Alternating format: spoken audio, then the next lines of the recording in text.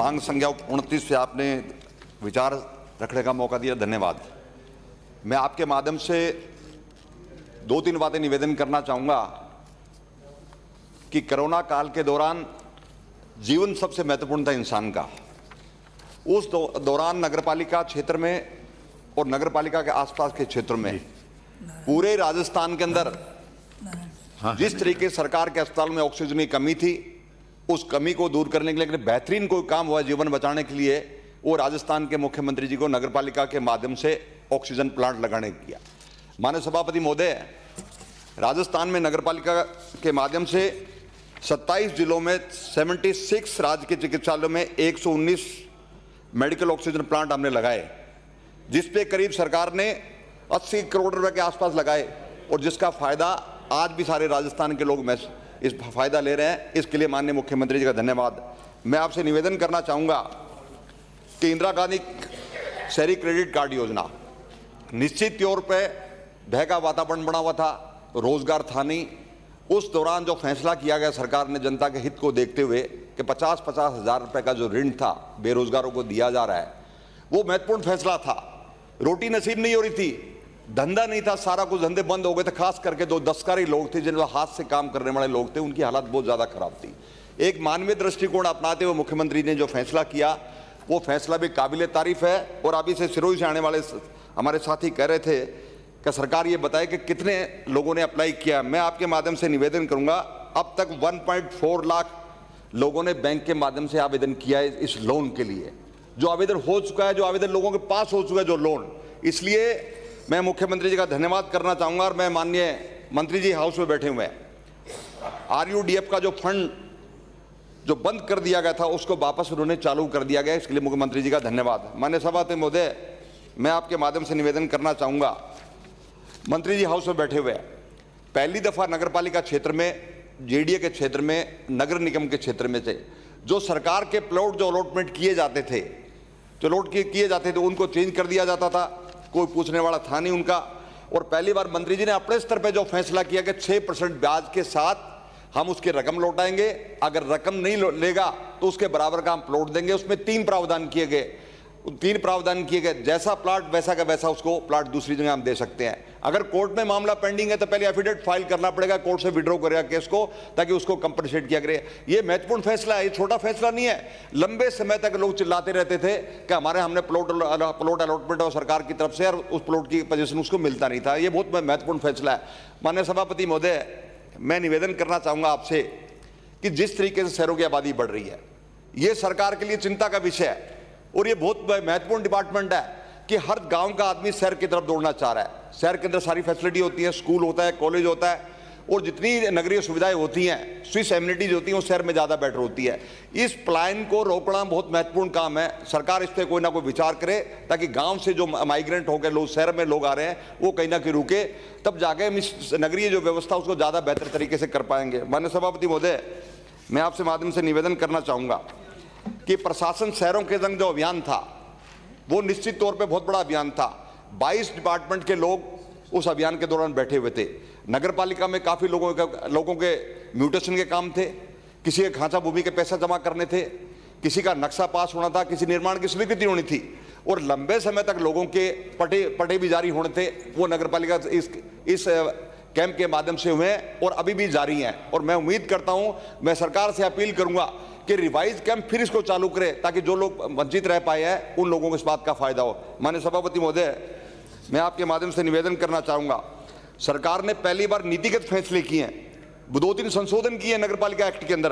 राजस्थान विधिक संशोधन 2021, पटा जारी करना और उसको खारिज अधिकार नगरपालिका ने लिया है। पहले पटा जारी हो जाता तो लोग उसका मिसयूज करते थे। सरकार ने फैसला किया कि जिस पर्पज के लिए पटा लिया गया है उसको खारिज करने का अधिकार भी नगरपालिका का पास आया है। और सभापति महोदय, जो नगरपालिका में जो नॉमिनेशन का जो सरकार ने जो अडॉप्ट किया है, जिसकी तादाद बढ़ाई नॉमिनेशंस की, और उसमें एक हैंडीक्राफ्ट का भी प्रोविजन रखा है, वो भी एक महत्वपूर्ण फैसला, ऐतिहासिक फैसला है। जिन लोगों को समाज में कोई नहीं पूछता था, जिनकी बेकदरी होती थी, मुख्यमंत्री जी की संवेदनशीलता देखो आप, उसको ध्यान में रखते कि नॉमिनेशन जो है हैंडीक्राफ्ट का किया, उसके लिए मुख्यमंत्री जी धन्यवाद। और मैं माननीय मंत्री से आग्रह करूंगा आपके माध्यम से, जिन लोगों को नॉमिनेशन किया है, अगर संविधान में अगर संशोधन करना पड़े एक्ट में तो उनको कम से कम उनको वोटिंग राइट भी प्रदान करें ताकि वो अपनी हिस्सेदारी निभा सके। वो ये मेरा आपसे आग्रह रहेगा माननीय मंत्री से। माननीय सभापति महोदय, मैं आपके माध्यम से निवेदन करना चाह रहा हूं कि स्वच्छ भारत अभियान 2 28 शहरों में 70 लाख तक का कचरा हटाने का 280 करोड़ रुपए चाहिए था। राज्य सरकार ने केंद्र सरकार को 50% राशि मांगी है, वो राशि अब तक राज्य सरकार को नसीब नहीं हुई है।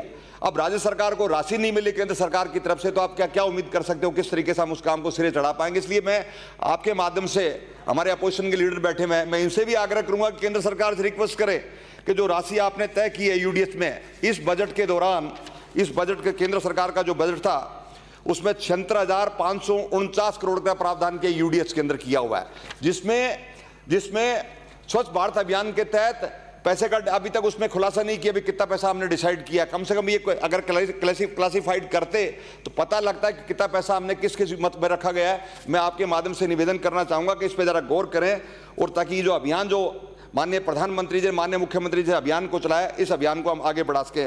माननीय सभापति महोदय, स्मार्ट सिटी की अगर चर्चा कर रहे थे हमारे साथी, बड़ा लंबा चौड़ा भाषण दे रहे थे हमारे मालवीय नगर से आने वाले साथी। समाप्त करें अब। हाँ सर, अभी मेरी अपनी बात रहेगी, 15 मिनट का टाइम था साहब मेरा।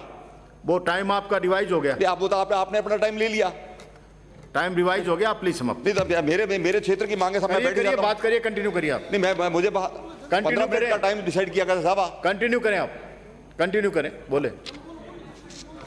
माननीय सभापति महोदय, स्मार्ट सिटी की अगर मैं आपसे निवेदन करना चाहूंगा, 4 स्मार्ट सिटी राजस्थान के अंदर डिसाइड की थी, उदयपुर, जयपुर, कोटा, अजमेर।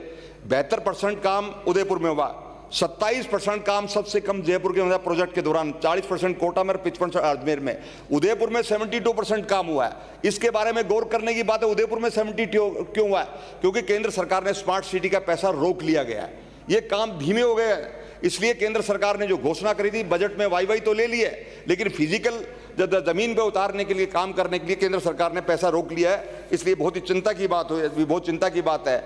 माननीय सभापति महोदय, खास करके राजस्थान के सरकार ने जो हमारी SC ST की जो कॉलोनीज थे, जहाँ लाइटें नहीं होती थी, अंधेरा होता था, कोई जाता नहीं था रात को, और अक्सर क्राइम होते थे, सरकार ने प्राथमिकता के आधार पर बिजली, पानी और स्ट्रीट लाइट की जो सुविधाएं जो विकसित करने का जो मंशा जाहिर करी है, 8,962 स्ट्रीट लाइट लगवाई जाएंगी, जिसमें 31 किलोमीटर सड़कों की मरम्मत भी कराई जाएगी।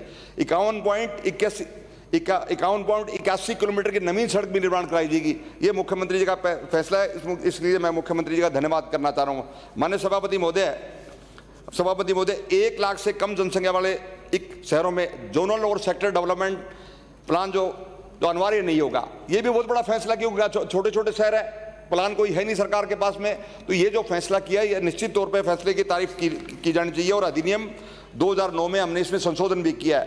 माननीय सभापति महोदय, मैं मुख्यमंत्री जी का धन्यवाद करना चाह रहा हूं आपके माध्यम से। जो मल्टी स्टोरी जो फ्लैट थे, उसमें 2% की स्टैंप ड्यूटी की पिछली बार रियायत दी गई थी, उसको मुख्यमंत्री ने संवेदनशीलता देखते हुए जनता की, उसको 31 मार्च 2023 तक बढ़ा दिया गया है। ये काबिल तारीफ है। जो सड़कें हमने दी है, 40 किलोमीटर, 25 किलोमीटर, वो भी एक अच्छी बात है, उसमें क्षेत्र का विकास होगा। खास करके जो रिट के एग्जाम देने वाले बच्चे थे, सरकार ने उनको भी निःशुल्क भोजन उपलब्ध कराया इंदिरा रसोई के माध्यम से।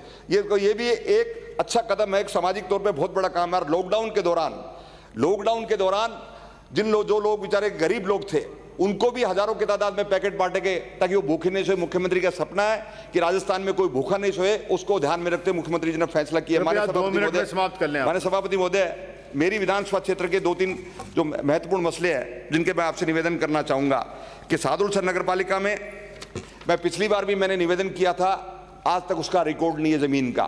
पता नहीं कहां रिकॉर्ड है, कहां गायब है। आज तक सरकार इस मामले में कोई कार्रवाई नहीं की गई। आपके माध्यम से मेरा निवेदन है, कम से कम सरकार का रिकॉर्ड तो उपलब्ध कराए। जैसे सादुलसर नगर पालिका की स्थिति है, बागी नगर पालिकाओं की ये स्थिति है। सरकार कोई ना कोई रास्ता निकाल के, कोई स्ट्रॉन्ग रूम बढ़ा के कम रिकॉर्ड तो उपलब्ध कराए, जो जरूरत पड़े सरकार उसका इस्तेमाल कर सकती है। सभापति महोदय, सादुलसर नगर पालिका में STF लगाने की कृपा करें।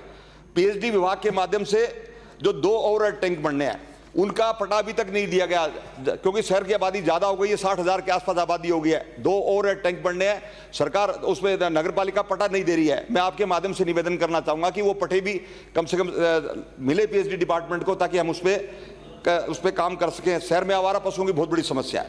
भयंकर समस्या आवारा पशुओं की थी। आए दिन एक्सीडेंट होते हैं, आए दिन एक्सीडेंट होते हैं। सरकार ने नंदीसाला की तो घोषणा करी है, लेकिन कम से कम इस नगर पालिका क्षेत्र में कोई ना कोई रास्ता इसका निकालना चाहिए। माननीय सभापति महोदय, मैं आपके माध्यम से निवेदन करूंगा कि ऐसी वर्गों के लिए जो भर्ती खोली गई थी नगर पालिका में, सफाई कर्मचारी की भर्ती खोली गई थी, उस पर दूसरा आदमी भर्ती हो गया। सफाई का काम नहीं हो रहा, कोई और आदमी बैठा हुआ है। इसकी भी सरकार जांच करे कि वास्तव में जिस काम के लिए भर्ती खोली गई थी वो काम हो रहा है या नहीं हो रहा है। इस पर कम से कम जांच बैठानी चाहिए। अगर कोई व्यक्ति गलत तरीके से गलत सर्टिफिकेट दे के आ गया या दूसरे काम में लगा तो उसको मूल काम पे वापस भेजना चाहिए। ये आपके माध्यम से निवेदन कर रहा था। माननीय सभापति महोदय, मास्टर प्लान की अगर मैं बात करूं, लंबे समय तक गंगानगर शहर के 3 बारी मास्टर प्लान बदल दिए गए। अभी पता नहीं किसकी वजह से बदले जा रहे हैं। चारों तरफ शहर में अतिक्रमण हो रहा है, सरकार को रेवेन्यू का लॉस हो रहा है, आए दिन नई कॉलोनी बस रही है और वो जनप्रतिनिधि के लिए एक आफत बनती जा रही है। मैं आपके माध्यम से मांग करता हूं कि सरकार उसकी जांच कराए। माननीय सभापति महोदय, नगर पालिका क्षेत्र में नगर पालिका भवन के ऊपर दुकानें बनी हुई है, ऊपर छत का राइट नहीं है मालिकाना। दुकानदार पैसा भी देना चाह रहे हैं, लीज भी देना चाह रहे हैं, लेकिन स्थानीय नगर पालिका प्रशासन की तरफ से इसमें कोई कदम नहीं उठाया जा रहा। मैं आपके माध्यम से निवेदन करूंगा कि सादुलशहर नगर पालिका की जो दुकानें हैं, जहां बिल्डिंग बड़ी हुई नगर पालिका की, वो ऊपर का जो है, जो छत का जो राइट है, वो कम से कम दुकानदारों को मिलना चाहिए। माननीय सभापति महोदय, एक मैं निवेदन करना चाहूँ, मेरी विधानसभा क्षेत्र के 4 पंचायतें हैं, वो पंचायतें में कॉलोनी बस गई है। पंचायतों के पास पैसा नहीं है, उनको सीवरेज भी चाहिए, स्ट्रीट लाइट भी चाहिए, पार्क भी चाहिए। ना नगर परिषद अपना मान रही है, ना यूआईटी उनको मान रही है।